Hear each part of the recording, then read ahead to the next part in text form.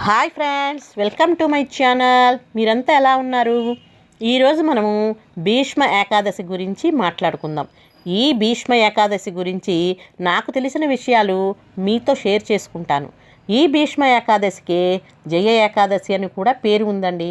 ఎందుకంటే ఈరోజు ఏ కార్యం తలపెట్టినా అది ఖచ్చితంగా విజయవంతంగా అవుతుందని నమ్మకం.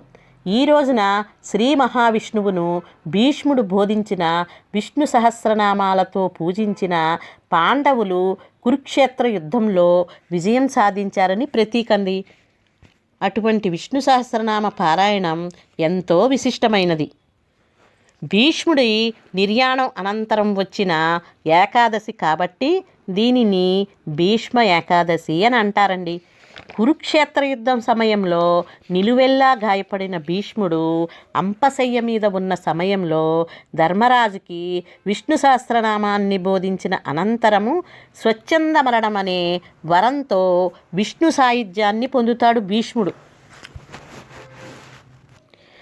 మహాభారతంలో భీష్ముడి పాత్ర ఎంతో కీలకమైనదని చెప్పుకోవచ్చు. భీష్ముడు సంతన మహారాజు గంగాదేవి పుత్రుడండి. తన తండ్రి కోసం జన్మాంతరం బ్రహ్మచారిగా ఉంటానని భీషణమైన ఒట్టు పెట్టుకున్నాడు భీష్ముడు. మహాభారతంలో కౌరవుల తరపున యుద్ధంలో పోరాటం చేస్తాడు. అయితే భీష్ముడు ఎన్నో మార్లు కౌరవులకు చెప్పి చూస్తాడు. కానీ భీష్ముడు మాటలు మాత్రం వారు పట్టించుకోరు. ఈ క్రమంలో మహాభారత యుద్ధంలో శిఖండిని తన ముందుకు యుద్ధం చేయటానికి రావడంతో భీష్ముడు తన ఆయుధాలను వదిలేస్తాడు.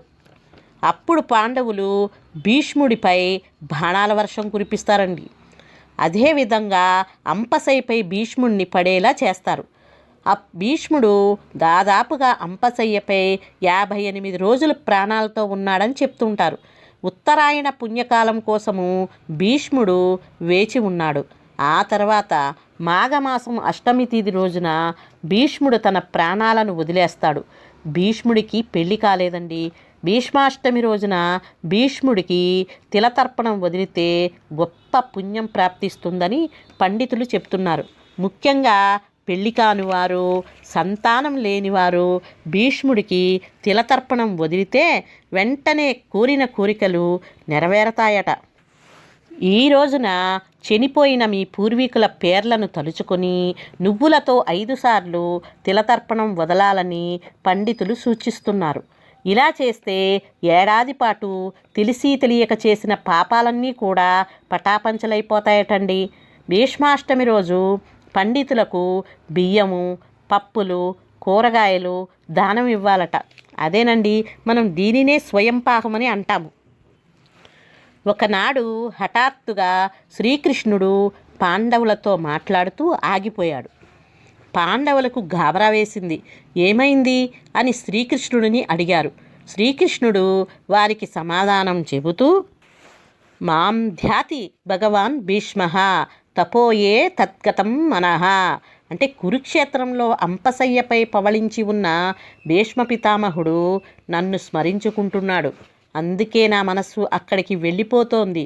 హే పాండవులారా, బయలుదేరండి భీష్ముడి దగ్గరకు. ఎందుకంటే భీష్ముడు ఆసికాగ్రేసరుడు, ధర్మాలను అవపోసను పట్టినవాడు, శాస్త్రాలను పూర్తిగా ఆకలింపు చేసిన మహనీయుడు, మానవాళి తరించటానికి కావలసిన మార్గాలను స్పష్టంగా తెలిపిన మహనీయుడు, ధర్మ విషయంలో ఏ సంశయాలు ఉన్నా ప్రామాణికంగా తీర్చగలిగిన ఏకైక మహానుభావుడు. ఆయన దేహం నుండి నిష్క్రమించే సమయము ఆసన్నమవుతోంది.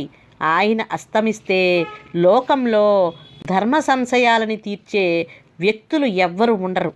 అందుకే సూక్ష్మ విషయాలను తెలుసుకుందురు రండి అని భీష్మ పితామహుడి వద్దకు తీసుకుని వచ్చాడు కృష్ణుడు.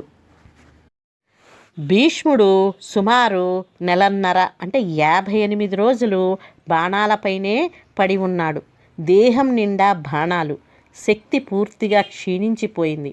అసలే మాఘమాసం, ఎండకు ఎండుతూ మంచుకు తడుస్తూ నీరు లేదు, ఆహారం లేదు. స్వచ్ఛంద మరణం తెచ్చుకోగలడు, కానీ ఆయన ఇన్ని బాధలు భరిస్తూ ఉండిపోయాడు. ఎందుకంటే ఉత్తరాయణం వచ్చే వరకు ఉండాలని అనుకున్నాడు. ఒక ఏకాదశి నాడు దేహం నుండి నిష్క్రమించాలని భగవంతుడిని తలుచుకుంటున్నాడు. మనస్సులో శ్రీకృష్ణుని సాక్షాత్కరించుకోగలిగేవాడు. ఆయన తన హృదయ మందిరంలోనే శ్రీకృష్ణుడితో మాట్లాడగలిగేవాడు. ఈ విధంగా కృష్ణుని స్తుతించటం వల్ల శ్రీకృష్ణుడు భీష్ముని భక్తికి మెచ్చి శ్రీకృష్ణ పరమాత్మ అష్టమి మొదలుకొని ద్వాదశి వరకు గల 5 రోజులు భీష్మ పంచకంగా ప్రసిద్ధికెక్కుతుందని, ముఖ్యంగా భీష్ముని మరణాంతరం వచ్చిన ఏకాదశి భీష్మ ఏకాదశిగా పరమ పవిత్రమైన రోజుగా ప్రసిద్ధికెక్కుతుందని వరమిచ్చాడు శ్రీకృష్ణుడు.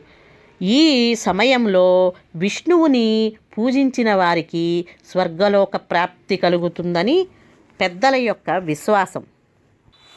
ముఖ్యంగా విష్ణు సహస్రనామ జపము ధ్యానం వల్ల భయం తొలగుతుంది. ఇంకా విష్ణు సహస్రనామం మొత్తం చదవలేని వారు ఈ క్రింది నామమును 3 సార్లు కానీ 11 సార్లు కానీ జపిస్తే విష్ణు సహస్రనామం మొత్తం చదివిన ఫలితం దక్కుతుందని పండితులు చెప్తున్నారు. ఆ నామం ఏమిటి అంటే శ్రీరామ రామ రామేతి రమే రామే మనోరమే సహస్రనామ తత్తుల్యం రామనామ వరాననే అనే మంత్రాన్ని చదువుకుంటే చాలు మనము అనుకున్న పనులన్నీ నెరవేరుతాయట. కాబట్టి మనము పరమాత్మని ధ్యానించి బాధల నుండి విముక్తులమవుదాం. జై శ్రీకృష్ణ.